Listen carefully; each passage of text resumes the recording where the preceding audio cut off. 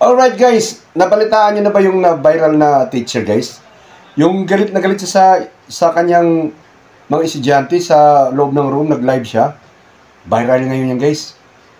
Makisaw-saw tayo guys at mag-react tayo doon sa pangyayari kasi ang daming mga reaksyon na nakuan eh.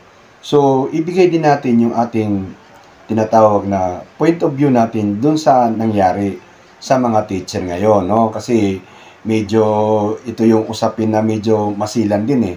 Naninimbang sila. Tara guys, pag-usapan natin.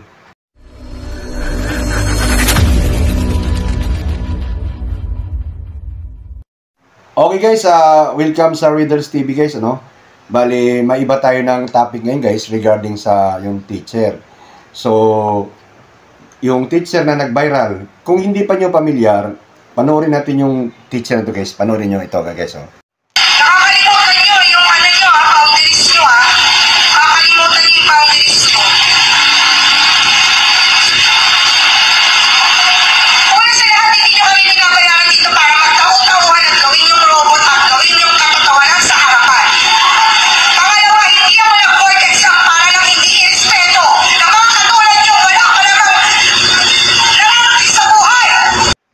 Okay guys, nakita nyo yung teacher, yan yung na-viral guys at maraming nag-react dyan at medyo masasakit yung mga binabanggit ng salita sa mga estudyante niya. Siguro napuno na siya, may mga may mga action ng mga estudyante na nagiging disrespect sa kanila, sa kanya bilang teacher. Totoo talaga, may maraming ngayong teacher na naninimbang.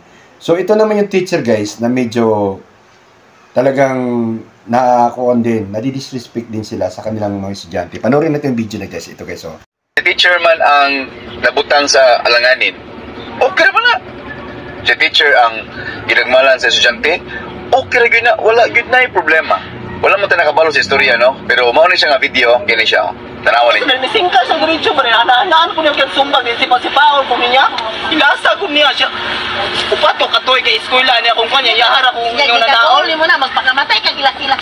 Wala doon kagwanta yun, kaya sa GC, ma'am, grabe na kabastos ng bataa. Lumay man. Barta. Ayan guys, yan po yung video ng teacher na ang kanyang estudyante ay dinidisrespect siya. Parang hindi siya ginagalang. Parang, yun na nga, Bisaya kasi yung salita sa video na parang i-actionan siya ng hana, ibig sabihin hana, parang gusto parang action na ng sapak, sipa, biruin mo, ganun yung teacher niya, no? Anyway, yun yung ibig sabihin ng video na yan, na ang sabi nung vlogger kasi nasa Bisaya na teacher din yung nag-narrate sa honored pala sa mga may-ari ng video, hindi natin naangkin ha, ito ay gusto lang natin bigyan ng reaction itong mga video na to. So, parang kung sa mga estudyante nangyayari, malaking issue. Pero kung sa teacher na side, parang wala lang, no? So, ito naman yung video guys na pag hindi ka magtimpe, teacher, hindi ka maayos na makitungo, mangyayari, ito ang harapin mong department. Tingnan natin.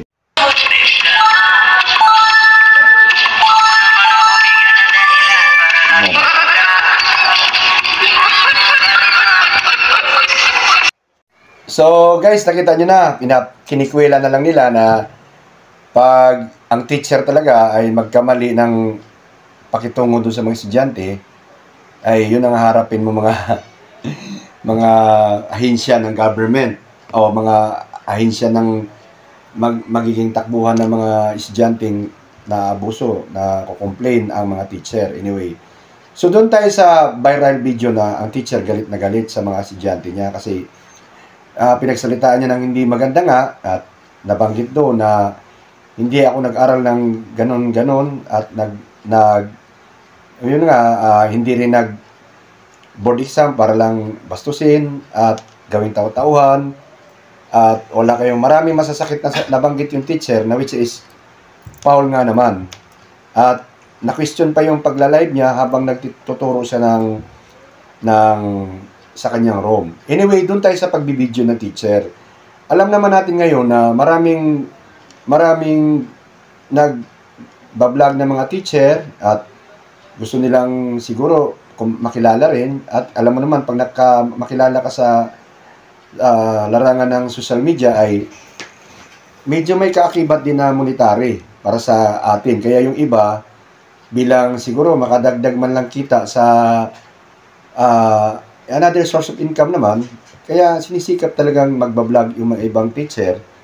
At kahit naman ako, nagkukuhan tayo. So, hindi naman siguro question yun kung bakit nagkuhan. Ang question lang doon, yung galit niya, pinakita niya sa social media na nagbanggit siya ng mga masasakit na salita, which is marami siyang masasagasaan kasi nga, dinidegrade niya yung dinidegrade niya yung mga bata, sabi nga doon, at na-degrade yung bata, siyempre, parang pinapangunahan niya yung yung kinabukasan ng mga bata. Anyway, kung pakikinggan mo yung teacher, guys, masakit yung mga sinasabi niya. Pero ang katotohanan doon, realidad doon, totoo yung sinabi niya. Na hindi naman talaga sila nag-aral ng 4 na taon, nag-board ng exam, kumbaga nagpatunay sila. Nagpatunay sila sa sarili nila na bilang isang teacher. At pagkatapos, i-disrespect na lang natin. Hindi natin tinatawag na binibigyang galang. Kaya nga, nung kami pa nag-aaral, may mga teacher kami na mabait. Pagka nag-exam yung teacher na mabait na yon, ang ginagawa namin, nung kami nag-aaral pa, hindi kami nag-aaral sa kanya. Anong exam daw, ganun teacher. Alam namin mabait eh. Alam namin kayang-kaya namin. Hindi kami nag-aaral. Ang ginagawa namin, nangungupya lang kami. Kopya lang ba ganun? Tapos, sa isang teacher namin na terror, doon kami nag-aaral kasi nga, terror eh. So, anong kwantong guys? Diba? Pag sobra kang mabait, aabusuhin ka ng mga estudyante mo. Yung terror tuloy, doon kami nag-aaral. Kasi bakit? Natatakot kami na Pero hindi ko sinabi mag-terror kayo mga teacher, ha?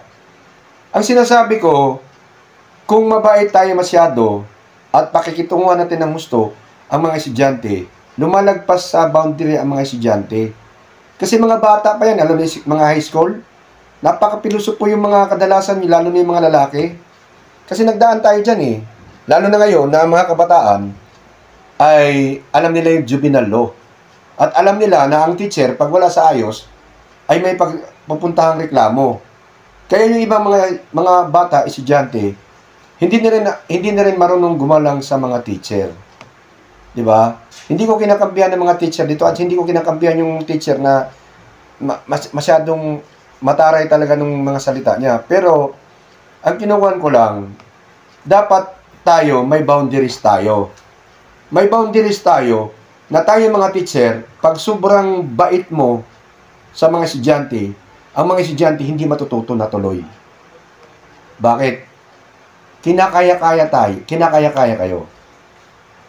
Ngayon, yung mga teacher naman sobrang tapang naman, sobrang terror naman, pag sumubra ka naman, siyempre marireklamo ka na. Di ba? Ang ibig kong sabihin, mag-set tayo ng boundaries bilang teacher. Huwag masyadong kasi yung ibang teacher kasi parang flattering sa kanila, sabihin sila ng estudyante na nagregalo yung estudyante sa kanila ng bulaklak kasi mabait ang teacher. At gusto naman ng ibang teacher, ganun din sila. Huwag na nating habulin yun. Yung sasabihan tayo ng mga estudyante na mabait tayo, maganda tayo makasama sa kanila, hindi. Trabaho ang isipin natin, magturo tayo. Di ba? Iset natin na tayo ay teacher. Kailangan natin ng mag-earn ng galang sa mga estudyante. Hindi yung nakikita ko sa ibang-iba na yung mga estudyante nagregalo sa teacher nila ng ganito, ng birthday kasi mabait daw yung teacher.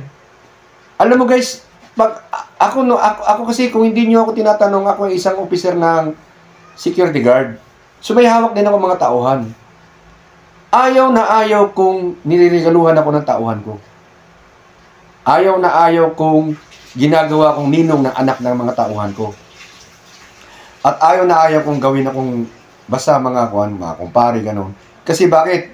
Nawawala na yung yung boundaries ko eh. Kumpare na kita. Di ba? Mayroon na tayong relation na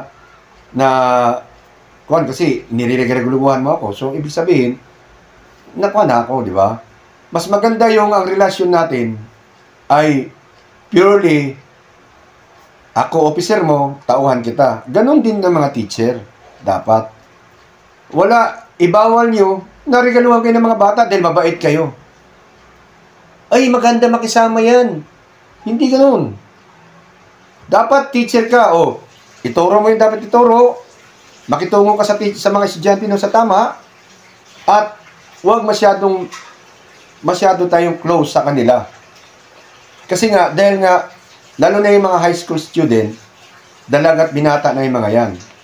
At yung mga ganung isip kasi, pag alam nilang, nag-aaral tayo, alam natin yun.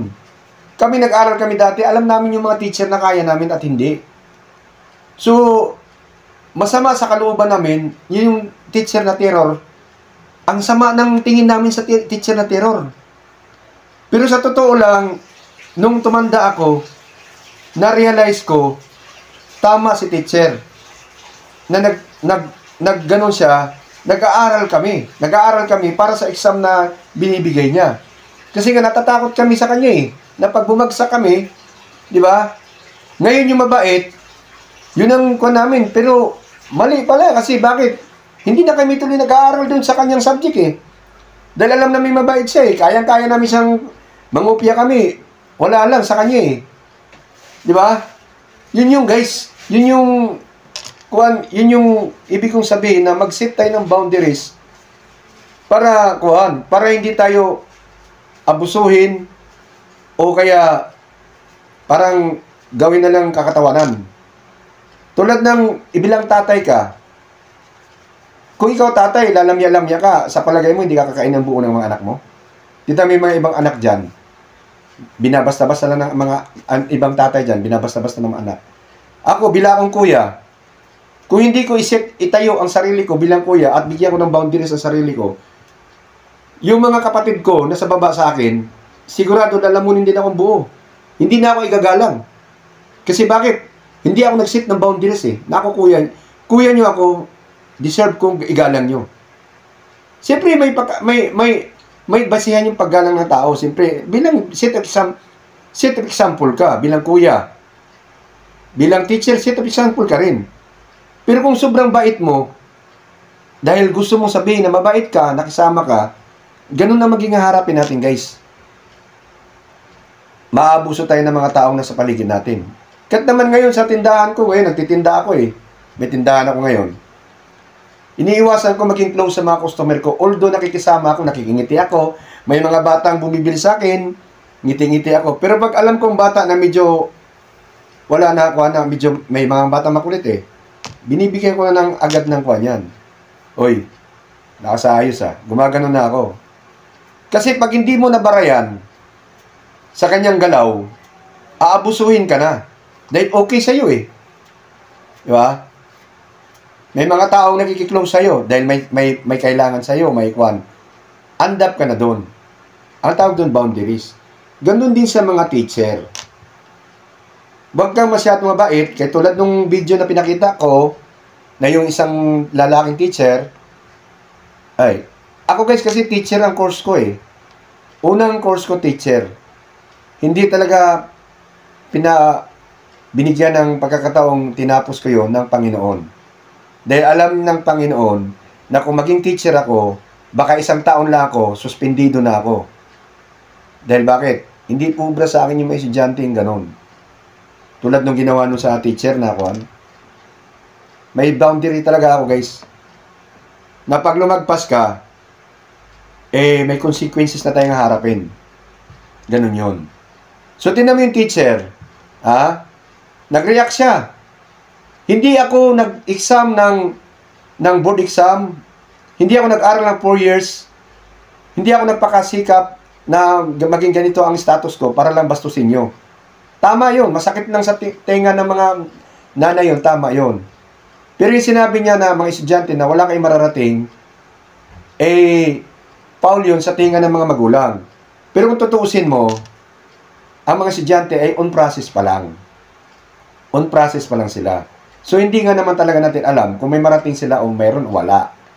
Kaso lang, yun na nga, kasi nga, bisan ko, yun yung katotohanan. Kung hindi nila ayusin ang attitude nila, hindi sila marunong gumalang ng mga taong dapat igalang ng iyong mga estudyante, talagang walang marating.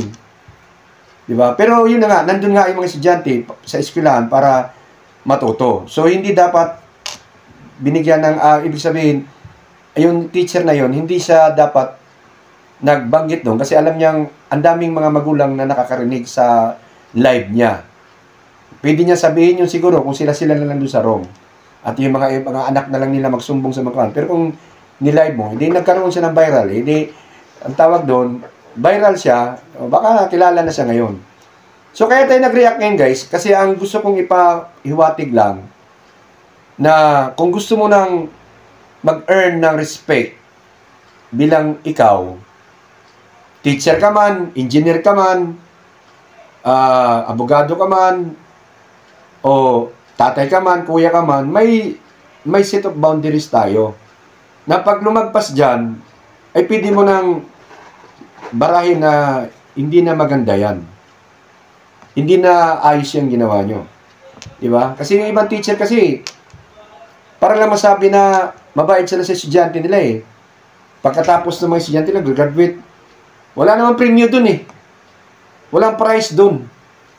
In the end of the day, kung ano yung sildo ng terror na teacher at mabait na teacher na sinasabi ng mga estudyante, the same salary lang yun. Hindi naman sinabi na, kung mabait ka, maging principal ka. Hindi naman ganun eh. Hindi ko sinabing maging terror na teacher. Pero pangit din yung maging sobrang bait mo na teacher kasi abusuhin ka nga. Mag-set tayo ng boundaries. Yun. Kasi ang mga estudyante, may iba na mature na mag-isip at may iba naman na late o kaya pasaway talaga. So kung hindi ka mag-set ng boundaries, yan ang mangyayari sa'yo. Magiging disrespect ka ng mga estudyante mo. Diba? At pangit yun. Bilang estudyante, bilang teacher, na wala ng respeto sa estudyante mo, yun ang pinakapangit sa lahat at baka hindi mo na matiis. At, kuan man, mag-resign ka na sa trabaho mo. Kung ikaw estudyante, baka isipin mo, dahil bading-bading yung teacher mo, babastusin mo na lang. Tumboy-tumboy yung teacher mo, babastusin mo na lang. Kasi hindi sila normal sa paningin mo dahil bading-bading, tumboy-tumboy. Hindi ganoon. Everybody deserve a respect, lalo na kung may status yung tao na kaharap mo. Know where you are. Diba? Kung teacher siya, estudyante ka, kailangan igalang mo teacher mo siya. Estudyante ka eh. Maghintay ka sa turn mo na ikaw naging teacher para ikaw naman igalang. Sa ngayon, kung ikaw estudyante, gumalang ka sa teacher mo. Kung wala sa ayos yung teacher mo, wag lang masyadong abuso, kumbaga, kasama yun sa pag-learning mo, how to handle behavior, personality. Okay? Yun lang yung guys. I hope na yung pinupunto ko sa reaction video na to ay mabigyan ng kumbaga understanding ng mga taong nag-react doon sa mga nangyari doon sa teacher. So, hanggang dito na lang tayo guys. I hope na mabigyan nyo ng like guys. Kung hindi naman maganda yung tungo ng aking content, i-dislike na lang nyo guys. Bye-bye guys!